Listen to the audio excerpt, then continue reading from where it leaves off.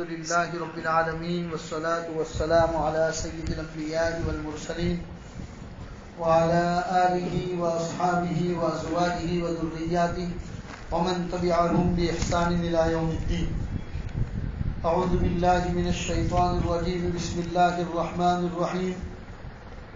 فألهمها فجورها وتقواها قد أفلح من زكاها. وقال النبي صلى الله عليه وسلم: من تمسك سنتي عند فساد أمتي فله أجر 100 شهيد أو كما قال عليه الصلاة والسلام.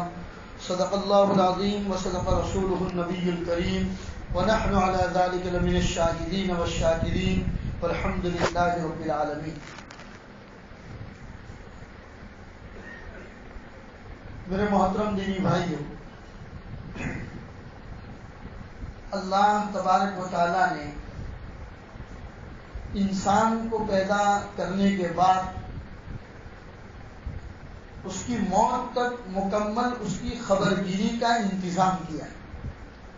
پیدا کر کے یوں ہی چھوڑ نہیں دیا، نبیوں کا سلسلہ چلایا تاکہ دین کا نظام ان کا بنا رہے. جب بھی قوم صراط مستقیم سے ہٹی، اللہ نے نبی یا کسی ریفارمر کو بھیجا اور آ کر انہوں نے ان کو بتایا کہ بھائی یہ غلط راستہ ہے، صحیح راستہ یہ ہے. اور جب سے دنیا بنی ہے اس دن سے لے کر آج تک کم و بیش 1,24,000 کے قریب انبیاء علیہ السلام کو اللہ نے اس کائنات میں بھیجا، جنہوں نے آ کر قوم کی رہنمائی کی، اس کو صحیح راستہ بتایا، صحیح اور غلط کے درمیان امتیاز کروایا. اور زندگی گزارنے کے لیے جب آخری نبی محمد رسول اللہ صلی اللہ علیہ وسلم تشریف لائے اور اللہ نے فرما دیا کہ یہ آخری نبی ہیں، اس کے بعد اب کوئی نیا نبی نہیں آئے. نبی یہی آخری ہے، نبوت کا سلسلہ انہی کے اوپر ختم ہو جاتا ہے، یہی آخری نبی ہے. لیکن کام ختم نہیں ہوگا، لوگوں کو صحیح راستہ بتانا، غلط راستے سے ان کو روکنا، یہ جو نبیوں والا کام ہے وہ ختم نہیں ہوگا. نبیوں کے بعد قیامت تک یہ کام تو جاری رہے گا. ہر عقل مند انسان، ہر جانکار انسان کی یہ ذمہ داری ہے کہ جو وہ جانتا ہے وہ نہ جاننے والے کو بتائے. یہ صرف مولویوں کی یا اماموں کی یا علماء کی ذمہ داری نہیں ہے. میرے بھائی، آپ سب یہاں پر بیٹھے ہیں، آپ حلال اور حرام کو جانتے ہیں، آپ کی ذمہ داری ہے کہ جو نہیں جانتے ان کو بتاؤ. یہ ہر ایک کی ذمہ داری. اس لیے کہ رسول اکرم صلی اللہ علیہ وسلم نے حجۃ الوداع کے موقع پر، جو آپ کا آخری اجلاس تھا اور لوگوں کو آخری طور پر اتنے بڑے مجمع کو اللہ کے رسول نصیحت فرما رہے تھے، حضور نے فرمایا تھا: ترکت فیکم امرین، یاد رکھو میں تمہارے اندر 2 چیزیں چھوڑ کر جاتا ہوں، کتاب اللہ و سنتی، ایک اللہ کی کتاب یعنی کہ قرآن مقدس، اور دوسرے میری سنت. اگر ان دونوں کو تم صحیح طور سے لازمی طور پر پکڑ کر رہو گے، کل قیامت کے دن میری اور آپ کی ملاقات ہے. یہ اللہ کے رسول صلی اللہ علیہ وسلم نے فرمایا. تو زندگی گزارنے کے لیے اللہ نے محمد الرسول اللہ کے واسطے سے ہم سب کو قرآن جیسے ایک عظیم دولت عطا فرمائی، جس میں آپ کی زندگی کا ہر مسئلے کا حل قرآن مقدس میں موجود ہے. اگر سمجھ میں نہیں آتا یا ہم سمجھنا نہیں چاہتے تو یہ ہماری کوتاہی اور ہماری کمی. پھر خود آقا نامدار تاجدار مدینہ محمد رسول اللہ صلی اللہ علیہ وسلم جیسی مبارک ذات اللہ نے ہم کو عطا فرمائی، جن کی زندگی کا ہر عمل، ہر بات، ہر عمل، بلکہ اگر کوئی کام ہو رہا ہے اللہ کے رسول وہاں پر صرف تشریف فرما ہے، حضور خود اپنی زبان سے بولے نہیں، وہ بھی سنت. حضور کا فرمانا سنت، اللہ کے رسول کے کسی کام کو کرنا سنت، حضور کی مجلس میں کوئی کام کیا گیا اللہ کے رسول نے کسی کو روکا نہیں، وہ بھی سنت. تو سنتوں کا ایک طریقہ ہم سب کو عطا فرمایا میرے بھائی. تو 2 چیزیں ہمارے پاس ہیں میرے بھائی. قرآن جیسی عظیم دولت اللہ نے ہم کو عطا فرمائی، محمد رسول اللہ صلی اللہ علیہ وسلم جیسی مبارک ذات کے طریقے اللہ نے ہم سب کو عطا فرمائے ہیں. اگر ان دونوں چیزوں کو ہم آج کے اس فساد زدہ زمانے میں بھی صحیح طور سے مضبوط طریقے سے اگر پکڑ لیں، آج بھی اللہ ہمیں عزت کی چوٹیوں پہ بٹھانے کے لیے تیار ہے. کمی ہم میں ہے میرے بھائیوں کہ ہم نے سنت رسول اللہ کے رسول کی سنتوں کو پیچھے ڈال دیا، قرآن کی تعلیمات کو پیچھے ڈال دیا. آج بھی اگر ہم اپنی روٹین لائف میں، روزمرہ کی زندگی میں محمد رسول اللہ صلی اللہ علیہ وسلم کی سنتوں کو اپنانا شروع کر دیں، دیکھیے سب سے پہلا بدلاؤ ہماری ذات سے شروع ہوگا. تو کتاب قرآن مقدس جیسی عظیم کتاب ہمارے پاس، اللہ ہم سب کو اس کی قدردانی کی توفیق عطا فرمائے، اس کو پڑھنے کی توفیق عطا فرمائے، سمجھنے کی توفیق عطا فرمائے. پورا قرآن 30 پاروں میں ہے. اگر ہم پورا قرآن نہیں سمجھ سکتے تو کم از کم وہ چھوٹی چھوٹی صورتیں جو یا تو ہم خود نماز میں پڑھتے ہیں یا امام کے پیچھے ہم ان صورتوں کو سنتے ہیں، تو ہمیں معلوم ہونا چاہیے میرے بھائیوں کہ امام جو قرآن پڑھ رہا ہے، اللہ قرآن کریم کی ان آیتوں میں ہم سے کیا کہنا چاہتا ہے. اور جس دن آپ کو سمجھ میں آنے لگا الم تر کیف فعل ربک باصحاب الفیل لیلاف قریش ارأیت الذی یکذب بالدین انا اعطیناک الکوثر قل یا ایھا الکافرون، یہ جو چھوٹی چھوٹی صورتیں قرآن کریم کی نماز میں پڑھی جاتی ہے، ہم کو جس دن سمجھ میں آنا شروع ہو گیا، خدا پاک کی قسم نماز میں وہ لذت محسوس کریں گے جو دنیا کی کسی اور چیز میں محسوس نہیں. کمی ہے ہم میں کمی ہے. آپ جائیے اپنے اماموں کے پاس جائیے، اپنے علماء کرام سے ملیے اور ان سے جا کر معلوم کیجیے کہ مولانا کم از کم یہ 10 صورتیں الم تر کہیں سے لے کر قل اعوذ برب الناس تک کی 10 صورتیں، ان کا ترجمہ، چھوٹا موٹا میننگ، چھوٹا موٹا مفہوم، معنی ہم کو سمجھ میں آ جائے، تاکہ یا تو ہم پڑھیں یا کسی سے سنیں تو ہمیں اس کے معنی ہمارے دماغوں میں مستحضر رہے. یہ قرآن ہے، اس قرآن کو سمجھنے کی اللہ ہم سب کو توفیق عطا فرمائے. اور دوسری چیز جو ہے میرے بھائیوں، محمد رسول اللہ کی سنتیں، حضور کی سنتیں، سنتوں کو سمجھنے کی ضرورت ہے اور اس کو اپنی زندگی میں اپنانے کی ضرورت ہے. سنت پر عمل کرنے کا فائدہ آخرت میں اللہ کی طرف سے جو ملنے گا وہ تو ملنے ہی والا ہے میرے بھائی. دنیاوی فائدہ سنتوں پر عمل کرنے کا سب سے بڑا یہ ہے کہ اللہ لوگوں کے دلوں میں اس آدمی کے لیے عزت احترام پیدا فرما دیتے ہیں جو سنتوں پر چلتا ہے. دیگر قوموں کے دلوں میں اللہ آپ کا رعب پیدا فرما دیں گے، آپ کی عظمت، احترام، محبت، مودت یہ اللہ پیدا فرما دیں گے. دیگر قومیں آپ سے محبت کے ساتھ ملے گی. آپ صرف سنت پر عمل کر کے دیکھیں. اور سنت بہت ساری سنتیں، اللہ کے رسول صلی اللہ علیہ وسلم کی مکمل زندگی ایک سنتوں کی شکل میں ہمارے سامنے موجود ہے میرے بھائی. اور کیونکہ ایک مسلمان گھر میں پیدا ہوئے، محمد رسول اللہ کی سنتیں بغیر مانگے ہم سب کو مل گئی ہیں. آخری نبی کے امتی میں ہم سب بغیر مانگے پیدا ہو گئے ہیں. شاید یہی ہماری کمی اور کوتاہی ہے کہ سنتوں سے پیار ہم کو نہیں. ورنہ دیگر قوموں نے تو اللہ کے رسول کی سنتوں پر ریسرچ کیا، تحقیق کی کہ پروفیٹ محمد صلی اللہ علیہ وسلم نے ان کے ماننے والوں کو ہر چیز کے اندر یہ طریقے کیوں بتائے. میں کھانا کھاؤ تو ایسے کھاؤ، پانی پیو تو ایسے پیو، سو تو ایسے سو، ملاقات کرو تو ایسے کرو، بات کرو تو ایسے کرو، کاروبار کرو تو ایسے کرو. محمد رسول اللہ صلی اللہ علیہ وسلم نے ان کے ماننے والوں کو یہ طریقے کیوں بتائے؟ تو ان طریقوں پر دیگر قوموں نے ریسرچ کی. ہم تو غافل قوم، رات کو دیر سے سونا، صبح دیر سے اٹھنا، عمدہ غذائیں کھانا اور شادی بیاہ وغیرہ میں خرچ کرنا، یہی ہمارا مقصد بن کے رہ گیا. ورنہ یہ زمین، یہ سرزمین اور یہ کائنات گواہ ہے کہ دنیا کو سب سے پہلے ریسرچ کا سبجیکٹ پوری دنیا کو مسلمانوں نے دیا. ریسرچ کس کو کہتے ہیں دنیا نہیں جانتی تھی. دنیا کو یہ سبجیکٹ سب سے پہلے مسلمان نے دیا. پانی میں لیبورٹری، خون میں لیبورٹری، پیشاب میں لیبورٹری، یہ تمام پوری دنیا کو سب سے پہلے اسپین کے مسلمانوں نے دیا. پوری دنیا میں اس سے پہلے لیبرٹی کا نام و نشان نہیں تھا میرے بھائیوں پوری کائنات میں.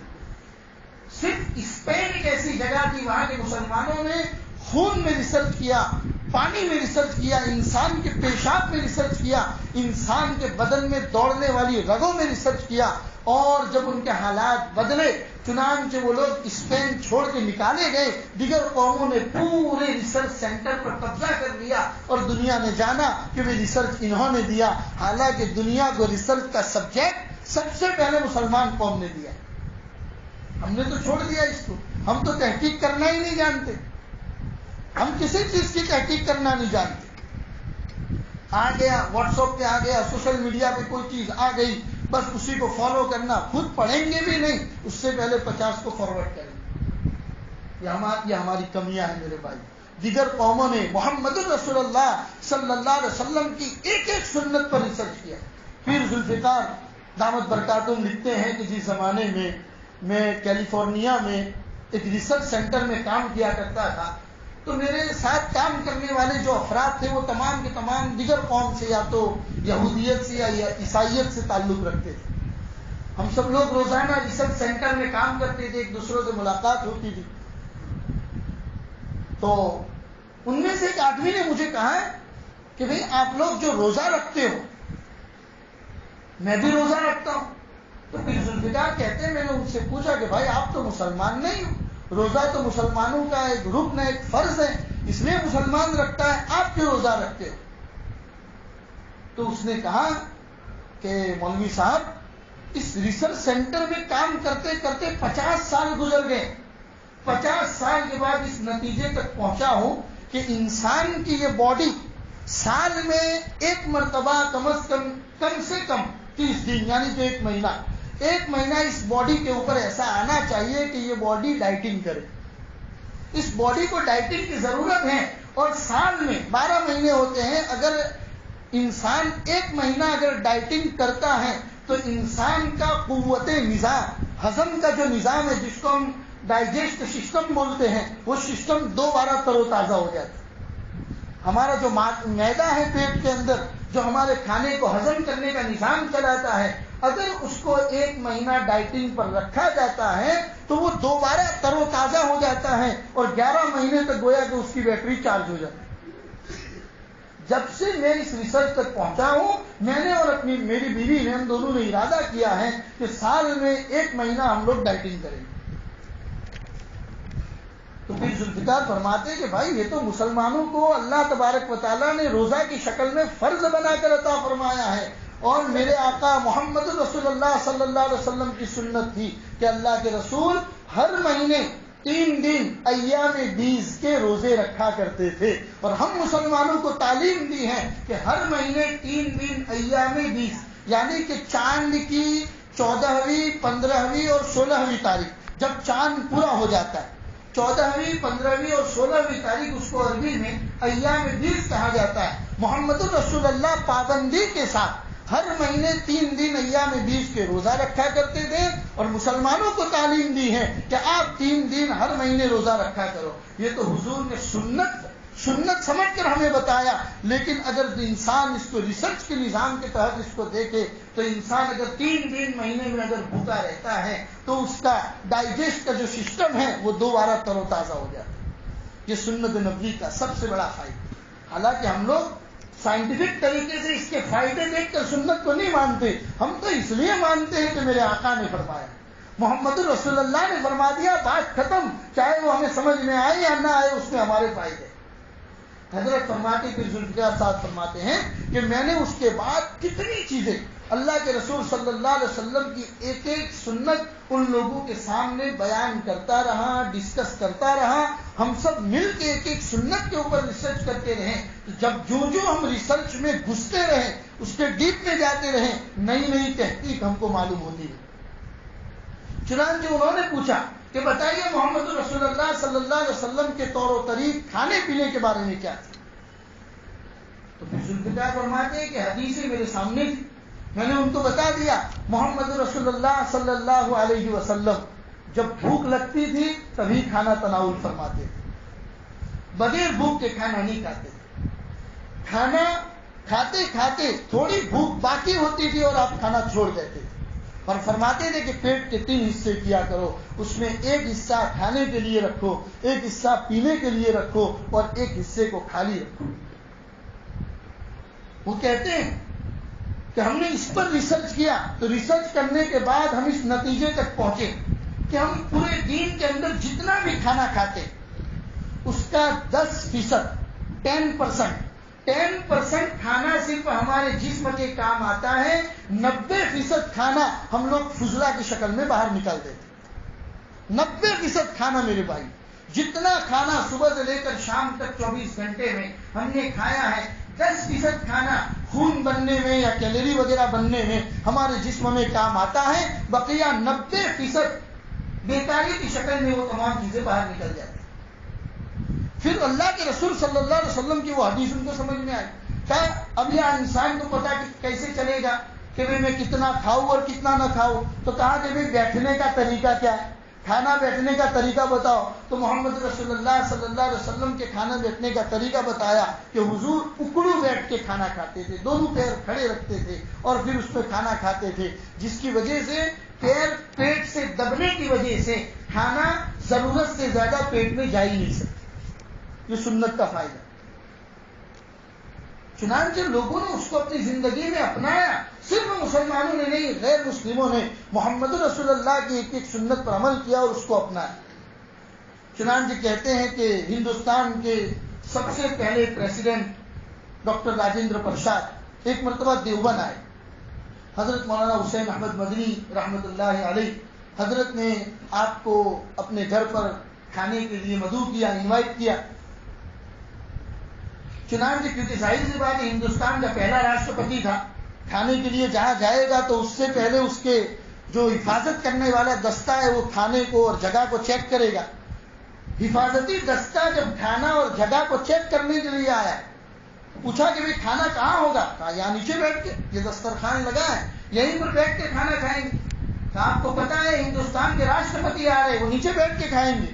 کہا بھائی ہمارا تو یہی نظام ہے، آپ جا کر بتا دیجئے، جو بھی آپ کی ریسرچ ٹیم ہے وہ جا کر بتا دے کہ ہمارے اسلام کا نظام یہی ہے، اگر وہ آنا چاہتے ہیں تو ہماری طرف سے ویلکم ہے، ورنہ ہم کوئی دوسرا طریقہ نہیں اپنائیں. چنانچہ جب ان کو بتایا گیا تو انہوں نے کہا کہ چلو چلتے. جب وہ گئے، ہندوستان کے راشٹرپتی جب پہنچے تو ہندوستان کا قاعدہ ہے کہ راشٹرپتی جس اسٹیٹ میں جاتا ہے اس اسٹیٹ کا سی ایم کا ساتھ میں رہنا ضروری ہوتا ہے. تو سی ایم اس زمانے کے ساتھ میں گئے. راشٹرپتی خود سی ایم کو یہ کہہ رہے ہیں کہ آؤ آج مسلمانوں کے طریقوں سے کھانا کھاتے ہیں، آج مسلمانوں کے طریقوں سے کھانا کھاتے ہیں. حضرت مدنی کے دسترخوان پہ بیٹھ کے ہندوستان کا پہلا راشٹرپتی وہاں بیٹھ کر کھانا کھایا اور کھانے کا پورا طور و طریق اپنی نگاہوں سے مسلمانوں کا دیکھا. کھانے کے بعد حضرت مدنی کی ڈائری میں جو انہوں نے کامنٹ کیا تھا وہ یہ تھا، زندگی میں اتنا پیٹ بھر کے کھانا کبھی نہیں کھایا. سکون کے ساتھ جو کھانا اتنا اچھے سے کھایا گیا، آج کھانا کھایا گیا. اب کیا پتا وہ اپنے گھر میں شاید انہوں نے بھی نیچے بیٹھ کے کھانا شروع کر دیا. یہ ہے میرے بھائیوں مسلمانوں کا اسلامی طریقہ. کھانا حضور ایک تو یہ سنت ہوئی کھانے کے اندر. پھر لقمے کو چبانے میں رسول اللہ صلی اللہ علیہ وسلم کی سنت کیا تھی؟ کیا رسول اکرم صلی اللہ علیہ وسلم جب بھی لقمہ منہ میں رکھتے تھے تو حضور اس کو مکمل طور پر چباتے تھے اور چبانے کے بعد پھر اس کو پیٹ میں اتارا جاتا. آج ہم زیادہ سے زیادہ چباتے ہیں تو 4 سے 5 مرتبہ اپنا جبڑا ہلاتے ہیں اور وہ لقمہ پٹاخ سے سیدھا پیٹ میں اتار دیتے ہیں. اس کے بعد معدے کا کام بھاری ہو جاتا ہے اور جتنا لقمے کو چبا کر پیٹ میں اتارا جاتا ہے اتنا معدے کا کام آسان ہو جاتا ہے. معدہ آسانی کے ساتھ اس کو آبزرو کر لیتا ہے اور جس کو جس ڈپارٹمنٹ میں بھیجنا ہوتا ہے وہ کھانا اس ڈپارٹمنٹ میں چلا جاتا ہے. پھر پتا چلا کہ یہ تو محمد رسول اللہ صلی اللہ علیہ وسلم کی سنت ہے. حضور جب بھی کھانا تناول فرماتے تھے ایک لقمے کو کئی دیر تک اللہ کے رسول اس کو چباتے تھے. تو یہ ہوئی کھانے کی سنت میرے بھائی. پینے کی سنت کے بارے میں اللہ کے رسول صلی اللہ علیہ وسلم نے فرمایا کھڑے کھڑے پانی نہ پیا کرو. آدمی جب کھڑے کھڑے پانی پیتا ہے تو فوراً وہ پانی اس کے ہارٹ کے اوپر سے گزرتا ہے جو ہارٹ کو بھاری کر دیتا ہے. کبھی کبھی پچھو لگ جاتا ہے. ایئر آ جاتی ہے، جس رگ سے پانی کو گزرنا ہے اس میں ایئر آ جاتی ہے، اور اللہ حفاظت فرمائے کبھی وہ موت کا سبب بن جاتا ہے۔ جہاں سے پانی کو گزرنا ہے وہاں ایئر آ گئی۔ ہم دیکھتے ہیں ہماری دنیاوی نظام میں گٹر لائن یا پانی کی لائن میں ایئر آ جاتی ہے تو کہیں نہ کہیں سے پائپ کو کاٹ کے ایئر کو نکالنا پڑتا ہے۔ محمد رسول اللہ نے بتایا پانی پیو تو بیٹھ کر، پھر بتایا پورا پانی ایک ساتھ نہ انڈیلو، بلکہ اس کو رک رک کر پیا کرو، کم سے کم 3 سانس میں پانی پیا کرو۔ پانی کو پینے کے بعد برتن میں سانس مت لو، اس لیے کہ جو سانس آپ اندر لیتے ہیں اور جو سانس پھر وہ باہر نکلتی ہے، کتنی بیکٹیریا لے کر وہ سانس باہر نکلتی ہیں۔ آپ برتن کے اندر منہ رکھا ہوا ہے، اسی میں سانس لیتے ہیں، وہ بیکٹیریا آپ کے پانی میں جاتے ہیں اور وہ پانی آپ کے جسم میں جاتا ہے۔ یہ تو آج کی سائنس کہہ رہی ہے، محمد رسول اللہ نے سالوں پہلے بتا دیا تھا۔ 1000 مرتبہ درود و سلام ہو محمد رسول اللہ صلی اللہ علیہ وسلم۔ پانی کو پینے کا طریقہ بتایا میرے بھائی، کھانے کے بعد فوراً پانی نہ پیا کرو، یہ بھی بتایا گیا، کیونکہ کھانے کے بعد فوراً پانی پینا ایسا ہی ہے کہ چائے ابل کر جب تیار ہو گئی اس کے بعد آپ نے ٹھنڈا پانی اس میں ڈال دیا، چائے ایسی کی ایسی بیٹھ گئی۔ آپ نے کھانا جب میدے میں ڈالا ہے، آپ کا میدا اس کھانے کو ہضم کرنے کے لیے ابال رہا ہے، آپ نے پانی ڈال کے اس کو میدے کے نظام کو درہم برہم کر دیا۔ فرمایا کہ آدھے گھنٹے تک کم از کم رک جاؤ، اس کے بعد پانی پیا کرو، کبھی آپ کو ڈائجسٹ کے سسٹم کے اندر کسی قسم کی شکایت نہیں۔ یہ محمد رسول اللہ صلی اللہ علیہ وسلم کے بتائے ہوئے طریقے ہیں میرے بھائی۔ اسی طریقے سے سرکہ، کو ہم سرکہ بھی بولتے ہیں، سرکہ سرکہ دونوں بولا جاتا ہے۔ رسول اکرم صلی اللہ علیہ وسلم کھانے میں سرکہ تناول فرمایا کرتے تھے۔ آج کے لوگوں نے سرکے کے اوپر ریسرچ کیا تو کہتے ہیں جو لوگ اپنے کھانے کے نظام میں سرکے کو شامل کرتے ہیں ان کا ہاضمے کا نظام کبھی بھی بگڑتا نہیں۔ یہ آج کے لوگ بتا رہے ہیں، محمد رسول اللہ صلی اللہ علیہ وسلم برسوں پہلے بتا گئے کہ کھانے کے اندر سرکے کو استعمال کرنا چاہیے۔ اللہ اس سنت کو بھی ہم سب کو سمجھنے کی توفیق عطا فرمائے میرے بھائیوں۔ اسی طریقے سے سونے کی سنتوں کو دیکھ لیجیے۔ آج کل ہر آدمی شکایت کرتا ہے کہ رات کو سوتے ہیں تو برے برے خواب آتے ہیں، ڈراؤنے خواب آتے ہیں، اس کی بھی شکایت ہوتی ہے۔ 7 8 گھنٹہ سونے کے بعد بھی نیند پوری نہیں ہوتی، اس کی بھی شکایت رہتی ہے۔ ہلکا سر چکرانے کی بھی شکایت رہتی ہے، اس لیے کہ ہم نے اپنے سونے کے نظام کو سنت رسول اللہ صلی اللہ علیہ وسلم کے نظام سے بدل ڈالا۔ محمد رسول اللہ صلی اللہ علیہ وسلم کا سونے کا نظام کیا تھا؟ اللہ کے رسول صلی اللہ علیہ وسلم ہمیشہ داہنی کروٹ کے اوپر سویا کرتے، بائیں کروٹ پہ آپ کبھی نہیں سوتے تھے، الٹا آپ کبھی نہیں سوتے تھے، چیٹ یعنی کہ بالکل سیدھا آپ کبھی نہیں سوتے تھے، ہمیشہ آپ آرام فرماتے تھے تو داہنی کروٹ کے اوپر آرام فرماتے تھے۔ اس لیے کہ کہتے ہیں کہ آدمی جب داہنی کروٹ پر آرام کرتا ہے تو اس وقت تھوڑے وقت کے اندر اس کی نیند بھی پوری ہو جاتی ہے، اور جب بائیں کروٹ پر آرام کرتا ہے تو کیونکہ دل بائیں طرف ہوتا ہے اور جہاں اللہ نے دل بنایا ہے دل کے اوپر سے چھوٹی چھوٹی رگیں بھی گزرتی ہیں، تو گویا کہ جب آدمی بائیں پہلو پر سوتا ہے دل کے اوپر ایک طرح کا فزیکل پریشر پڑتا ہے، فزیکل پریشر پڑتا ہے دل کے اوپر ایک قسم کا۔ جب دل کے اوپر پریشر پڑتا ہے تو انسان نیند میں محسوس کرتا ہے کہ کسی نے میرا سینہ دبا دیا، انسان نیند میں محسوس کرتا ہے کہ کوئی مجھے مارنے کی کوشش کر رہا ہے، انسان یہ محسوس کرتا ہے کہ میرے ہاتھ اور پیر اکڑ رہے ہیں، انسان اس کے علاوہ مختلف ڈراؤنی چیزیں اپنی نیند میں محسوس کرتا ہے، اور وہ اس لیے میرے بھائیوں کہ اس کے نیند سونے کا طریقہ ہی غلط ہے۔ الٹا لیٹنے سے منع فرمایا، چیٹ لیٹنے سے منع فرمایا کہ اللہ نے جو پیچھے ریڑھ کی ہڈی بنائی ہے، ہماری ریڑھ کی ہڈی، اللہ نے ہلکا اس کو کراس بنایا۔